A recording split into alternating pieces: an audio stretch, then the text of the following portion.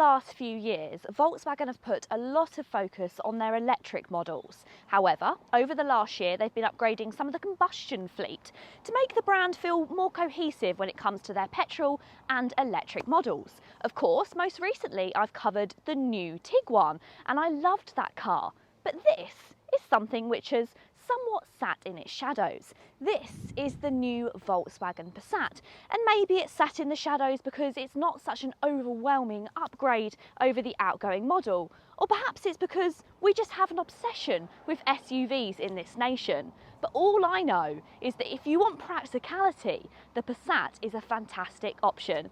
Hi guys, and welcome back to Auto Social UK. I'm Tish, and in today's video I'm going to tell you everything you need to know about the new generation 2024 Volkswagen Passat. So if that sounds good, then please keep watching, and if you like new car reviews and car content, well, you're in the right place. Go ahead and hit the subscribe button. Now, when it comes to the Passat, it's always been a fantastic long journey car. You can fit loads of stuff in the back, it's great for holidays, and they've always been known for their diesel engines.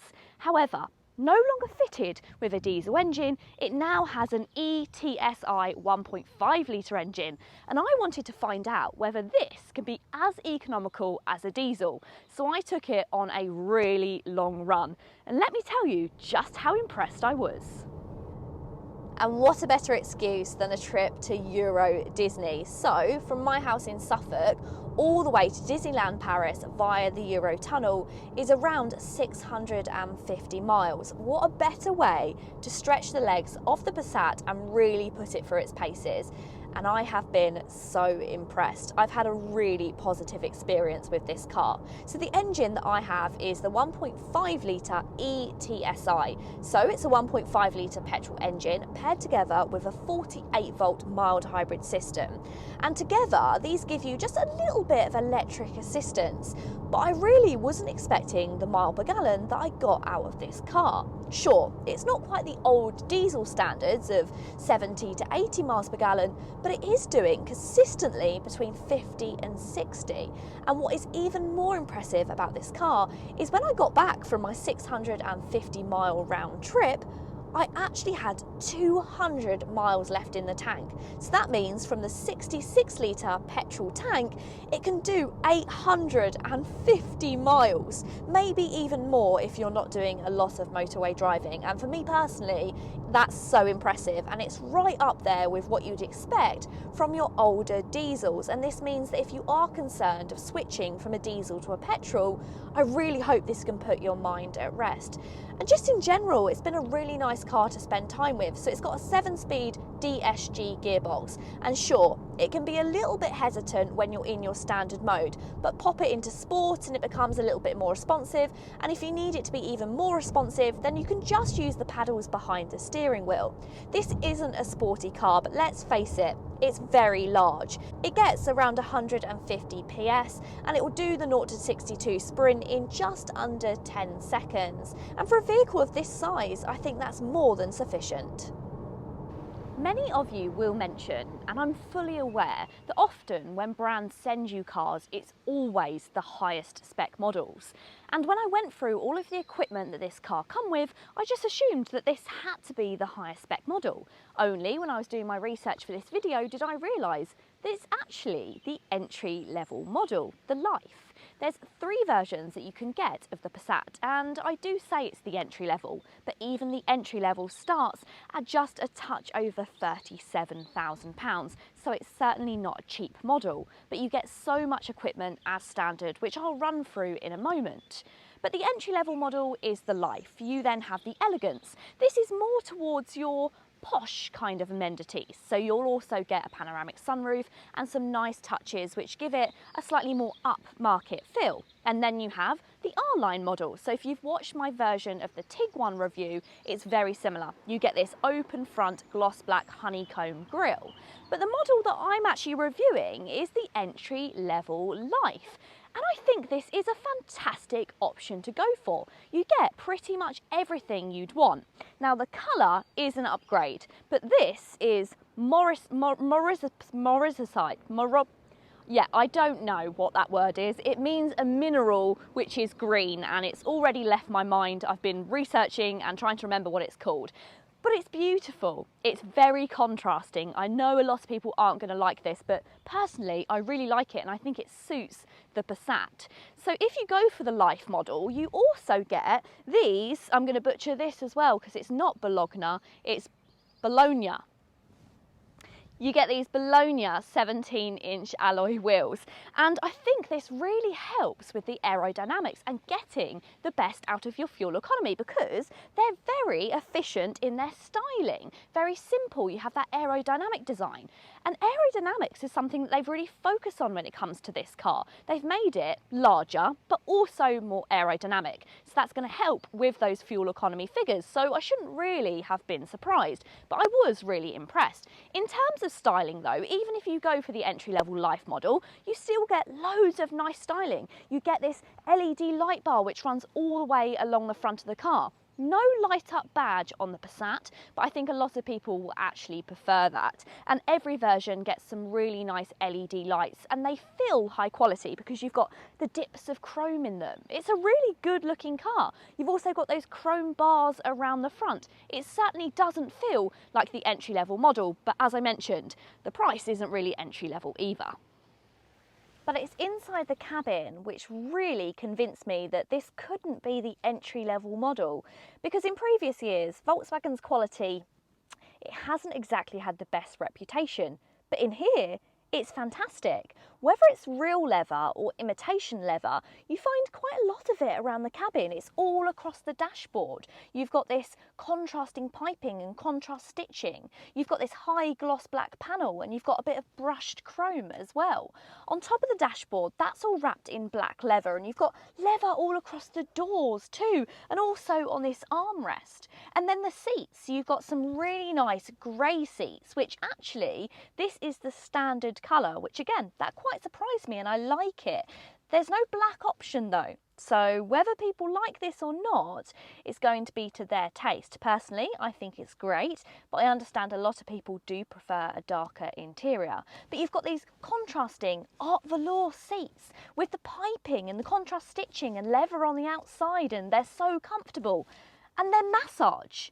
These seats are massage as standard, which I just think is brilliant. The Passat is really bringing a bit of quality to this model, and I really like that because I think that's what people want from a car like this. They want something comfortable. They want something to compete with Audi and BMW, and this is absolutely doing it. I also like the way that a lot of things can be tucked away in the cabin. So in this centre console, you've got some cup holders, which you can slide back there to reveal those. And then you've also got a second amount of storage here, which includes wireless charging and 2 USB-C charge points too. So that's brilliant. And then you can whoop and hide that all away, which I really like. You've also got this opening centre part of storage, which is really handy. There's a couple of shelves in there, and there's also a little bit of netting as well, so it's so very practical. And it just has a great seating position as well. The steering wheel is really nice. You've got physical buttons on the steering wheel, a really good high definition digital instrument cluster. That's standard as well. I'm just so impressed. And let's talk about the infotainment system, because that could be a little bit contrasting.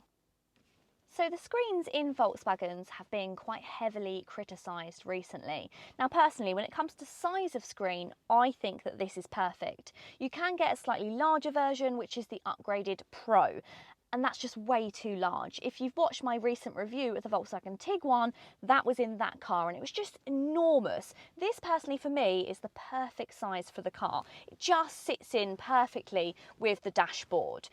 Now let's talk about the negative things, and of course the negative is that there's no climate control dials physically anymore. It's all on the screen and it can be a little bit fiddly. They've tried to make it as simple as possible. So you've got your shortcut sliders at the bottom there to turn your temperature up and down, and you've also got your volume control slider as well. And in this generation of car, that's backlit, so that makes it easy to use. Now you also have a shortcut to your full climate system, and then if you turn that on, you'll have loads of different settings, including a heated steering wheel and also a heated windscreen as well.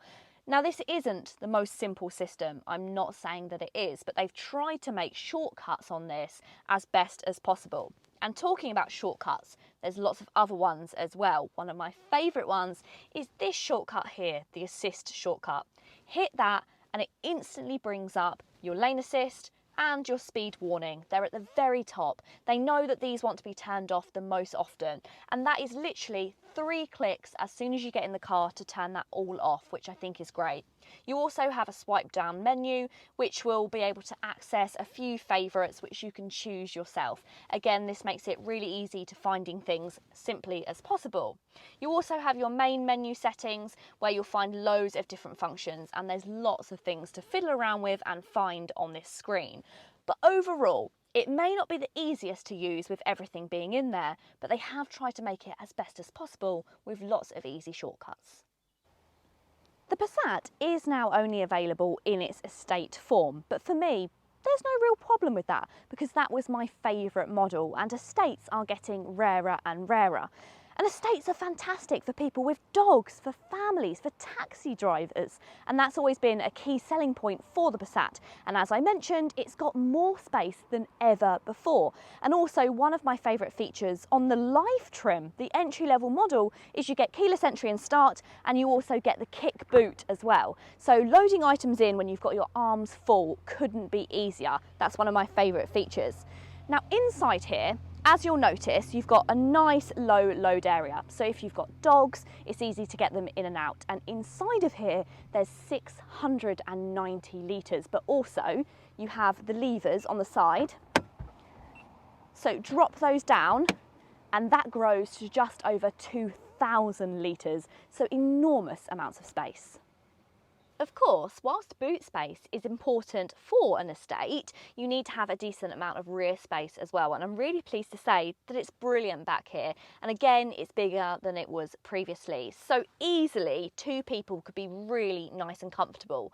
And I say 2 people, and that's because it does still have quite a significantly large transmission tunnel. So you do need to sit either side of it. They've made it narrow, so that's possible to do, but it's not as good as it is in some electric cars because you do still need to have that transmission tunnel. But as you can see, leg space is just ridiculous. I've got a huge amount. I also love the fact that not only have you got pockets behind the seats, but you also have somewhere to pop your mobile phone as well, so that's nice and handy.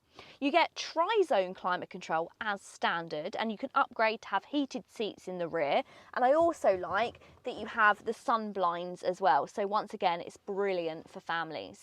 You get the same real high quality interior as well. You get part leather, part velour. It feels very luxurious. You've got the pull-out armrest with a couple of cup holders, and you've got through loading, so again super practical. The only thing it doesn't have is that pull-out iPad holder that you get in the Tiguan, which is a slight shame. Now I'm not sure if that's spec dependent, but I'm surprised that they wouldn't put that in the Passat because it's so handy. You've got 2 spaces for ISOFIX child seats, and overall it's just a really pleasant place to spend time. I also love the fact you've got 2 USB-C chargers in the back here, but a real highlight for me, and not many people would notice this, but the door pockets are actually felt lined in the rear, which is really handy for when kids are putting things in here because they won't rattle around when you can't get to them in the back. And let's face it, with a car like this, the most important thing is always going to be how comfortable it is. And I'm happy to say that on those long journeys with those massage seats, this car has been so nice to spend time with, and everybody's been really happy as well. Sure, if you had a 5th person sitting in the middle, maybe they won't be as comfortable because they're sitting on that armrest and they've got that transmission tunnel in the middle. But for 4 people and all of their luggage, this is a fantastic car. The Passat has always been an important car for people who do long journeys, taxi drivers, people with big families, people that love doing trips abroad. And I think many of those people may have been concerned that with the ditch of the diesel engine, it would no longer be able to do what they wanted it to do. Sure, it still has all the space and all the equipment, but it actually wouldn't be as economical. but I'm so pleased that you can put your mind at rest. If you're looking at buying a Volkswagen Passat to do those long journeys, going for the e-TSI engine is still going to be a very viable option for long journey drivers. I really hope you have enjoyed this video today, guys. I've got a feeling you're going to like the Passat, but let me know. Pop it in the comments down below. I really hope you have enjoyed it. If you have, go ahead and give it a big thumbs up. And if you want to see more, then go ahead and hit the subscribe button. Until next time, see you later.